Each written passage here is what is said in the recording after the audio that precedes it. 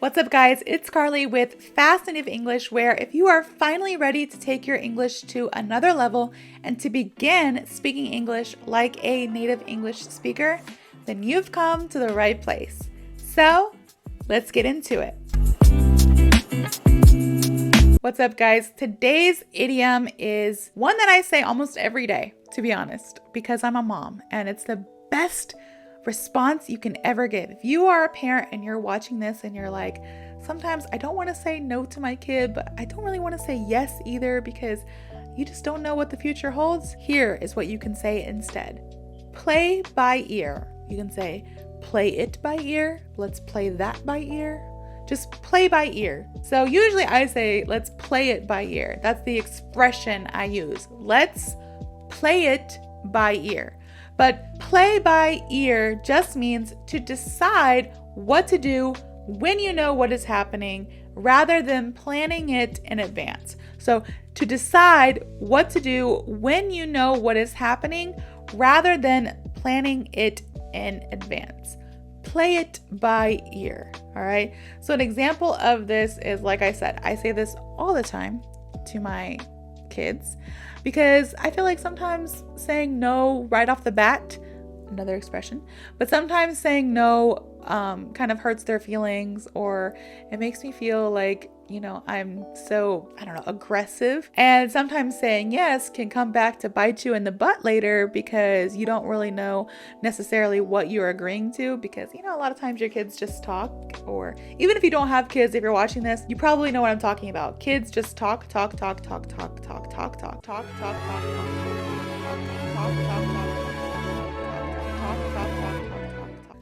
and you're listening like, cool, yeah. And you're trying to focus, but they're just going on and your mind is wandering, and you're in your mind, you're like, I wonder what I can eat for dinner tonight.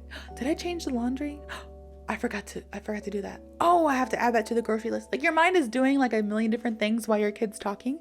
And at the end, you have to zone back in, and your kid is like, so yeah, mommy, can we do that? And I'm like, oh, well, we can play it by ear for sure. Yeah, we can play it by ear. So it sounds a little bit better if I don't want to say yes because I don't know what he was talking about because my mind was somewhere else. Or if I don't want to say no because I'm like, again, I don't know what he was talking about. So let's play it by ear. So play it by ear. Yeah, it's just when you don't know what is happening and you don't really want to make a plan for it because you never know what's going to happen. So an example of this is I always talk about travel or my kids. That's my two favorite topics. So this video is going to be about both. I already gave you an example about my kids, and now I'm going to go ahead and give you an example of when I traveled to Japan. So I think I kind of talked about this in another video, but when I was in Japan, I kind of made a very, very quick flight and trip. I booked it so fast.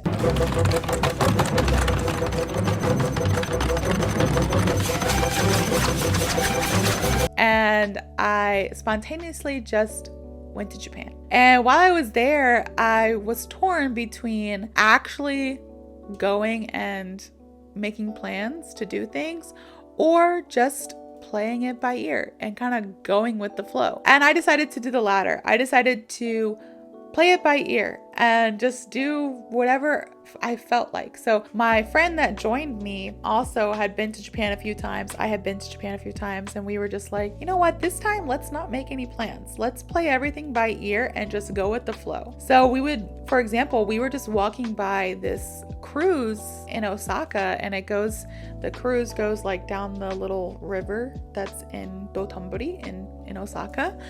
And we heard these people singing and laughing and having a good time, and we're like, okay, yeah, we want to do that. We want to be those people. We want to sing on a Japanese cruise in Osaka. That's what we want to do. So we decided to just find the entrance and pay our little fee and get on the next boat. And then later we were like, oh, Kyoto wasn't far away. So we're like, should we go to Kyoto tomorrow? And then we're like, oh, we also want to do this and that. So let's just play it by ear. We just played everything by ear. And it was actually so much more relaxing because I know a lot of times when you're on vacation, you're going on vacation to relax, right? But you have so many things planned that it can be really stressful.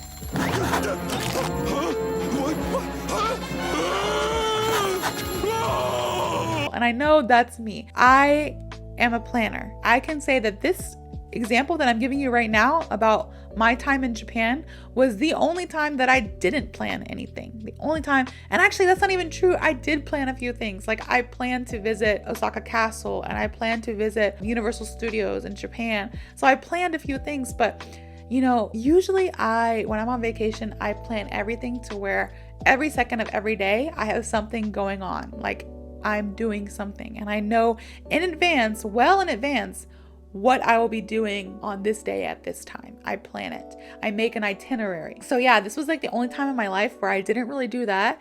And I have to say, that was one of the best trips ever. And I probably should do it more often. But again, like I mentioned in one of my other videos, I have FOMO. I'm a recovering FOMO addict. I don't know what you would call it. I'm recovering from my FOMO, but I do have a fear of missing out on things. So when I'm traveling, I want to experience everything I can possibly do and see, because I'm like, oh, I'm going to miss out on something. So just like in a couple weeks, I'm going to visit Chicago with one of my friends. This is like my third or fourth time going to Chicago. I've seen all the sights that there is to see basically, but I'm still making an itinerary because it's my friend's first time going to Chicago and I want to show her all the cool things. So I'm making an itinerary where like every second of every day is planned out. And on one hand, I'm like, Carly, you're amazing. Like you're so organized and I'm not really that organized, but when it comes to travel, I'm super organized when it comes to making an itinerary. But on one hand, I'm like, you know what? This is going to be a great trip. I'm going to be able to show my friend everything that there is to do in Chicago, all the cool sights and everything. On the other hand, I'm like, Carly, this is already your third or fourth time going to Chicago. Wouldn't it be fun just to like, wing it? There's another expression I taught. Or just to play it by ear and not really like plan for once. So I was kind of torn. We'll see what happens when I get there. But for now, I have an itinerary planned. And just like when I was in Japan, I planned a couple things, but I played a lot of it by ear. And it was actually a lot less stressful of a trip. And I was able to do a lot of things that I probably never would have been able to do had I planned everything out. So like I said, we went on that cruise. It was very spontaneous. And then the next day we were like, should we go to Kyoto? Let's play it by ear. We ended up not going to Kyoto. I kind of regret that. Maybe it is good to make itinerary. But we ended up doing something else. I forgot now what it was. I think we just went like shopping. There's like 2 or 3, 4 miles long of shopping in Dotonbori. And you know me, your girl. I love to shop. You know that thing when you see someone cute and he smiles and your heart kind of goes like warm butter sliding down hot toast? Well, that's what it's like when I see a store. So I was like, cultural experience in Kyoto, shopping.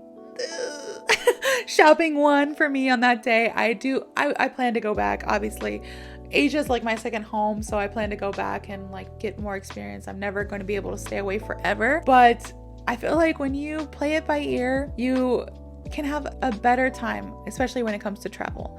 Now, like I said, examples with your kid or when you're talking to somebody and you don't really fully understand what's going on, you can say, let's play it by ear. Let's see what's going to happen. Let's not officially plan something right now. Let's wait and see what's happening and then plan around that.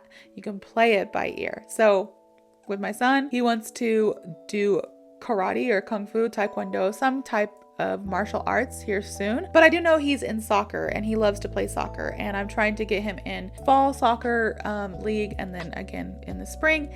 So when he asked if he can do kung fu, karate, some type of martial arts, I was listening to what he had to say. I do listen to my kids, don't get me wrong, you guys, but I was also like, let's play it by ear because we need to figure out what's happening first. I know you like to play soccer more than you want to do martial arts.